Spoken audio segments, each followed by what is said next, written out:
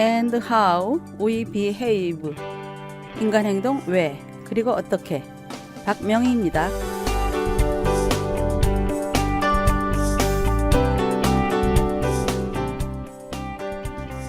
지난번 시간부터 가면을 벗은 후 After the masks are gone에 대해 배워가고 있는데요. 지난 시간에는 첫 번째로 정상인의 의미는 무엇인가를 살펴보았죠. 오늘은 두 번째 시간으로 성격과 정상적인 인격에 대해 배워보겠습니다. 정신의학자들이 인격장애에 대해 형식에 얽매이지 않고 말할 때는 성격장애라는 말을 쓰는데 몇몇 정신분석자들을 제외하고는 그들이 말하는 성격의 무엇을 의미하는지 분명한 정의를 내리지 못하고 있습니다. 그들은 실제 리얼리티라는 말을 쓰기도 하는데 이 말 역시 무엇을 뜻하는지 분명한 정의를 내리지 않고 있습니다. 힌시와 캠벨은 정신의학 사전에서 성격에 대해 다음과 같이 훌륭하게 정의를 내립니다. 성격은 오늘날 인격이란 말과 거의 같은 뜻으로 쓰인다. 사람마다 주위 환경에 적응하고 주위 사람이나 다른 존재와의 관계를 안정적으로 유지하기 위해 의식적 또는 무의식적으로 발전시키는 생활 양식이 있는데 성격이란 이 생활 양식을 발전시키는 행동 반응에 특정한 그래서 예측할 수 있는 형태를 포함한다. 어떤 사람의 행동이 파괴적이고 위협적이며 환경에 잘 적응하지 못하거나 비정상적이라고 판단될 때 그를 성격장애 또는 인격장애가 있다고 한다. 성격장애에 대한 진단은 근본적으로 본인이 아닌 다른 사람들이 행하는 사회적 진단이다 라고요.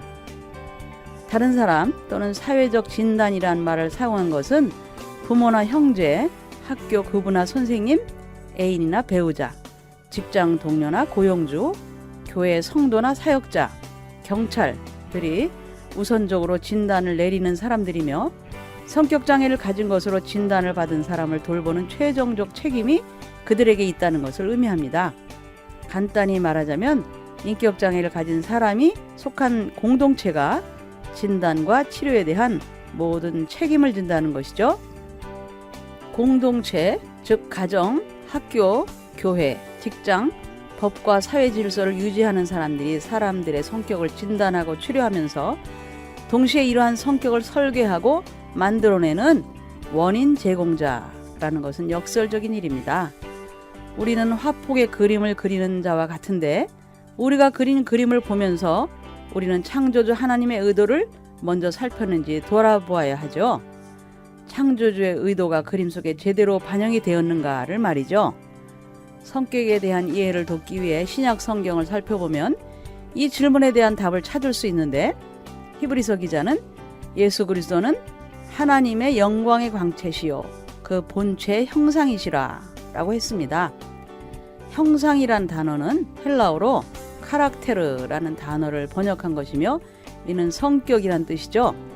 어떤 사람의 성격을 판단할 때 그 행동이 어떠한가를 보기에 앞서 그의 됨됨이가 어떠한가를 보아야 하는데 사람의 성격이란 그의 됨됨이가 어떠한가를 말하는 것이며 그의 외적 행동만을 말하는 것은 아니죠. 행동이란 그 사람의 됨됨이와 특성을 반영해 주는 것이기 때문입니다. 히브리서에서는 하나님의 뜻에 대한 특성을 묘사하기 위해 아메타세톤이란 단어를 썼는데 이는 변치 않는 성격이란 뜻입니다.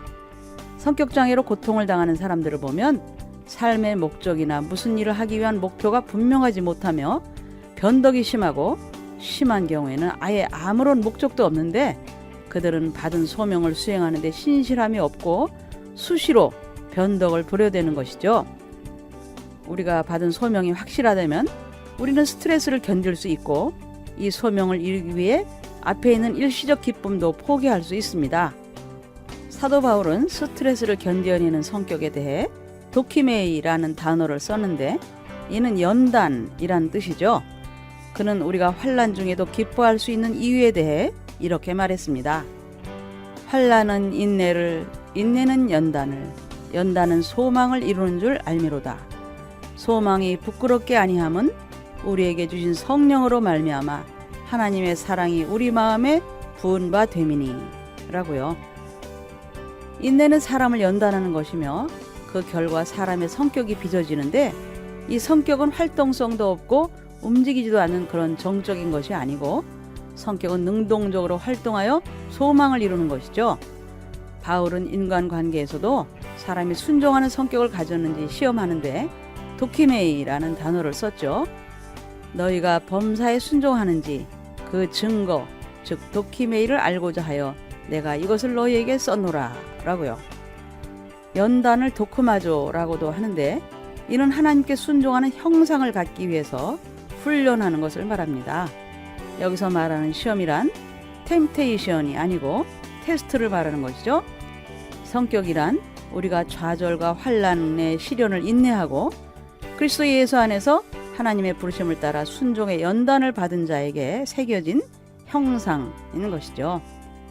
여러 유형의 인격장애를 연구하면서 각각의 독특한 특성을 알려면 그들이 행동하고 순종하는 중심축이 무엇인가를 살펴보아야만 하는데, 예를 들면 의존성 인물은 다른 사람들의 지시나 훈계에 순종하고, 자기애성 인물은 자기만을 위한 욕심이나 화려한 자화상에만 순종하죠.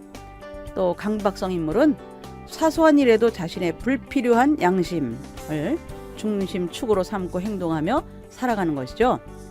사람이 사는 동안 그가 사용한 에너지의 중심축에 무엇인가 잘못된 특성이 있을 때 우리는 그 사람이 인격장애를 가졌다고 일반화시켜 말할 수 있습니다.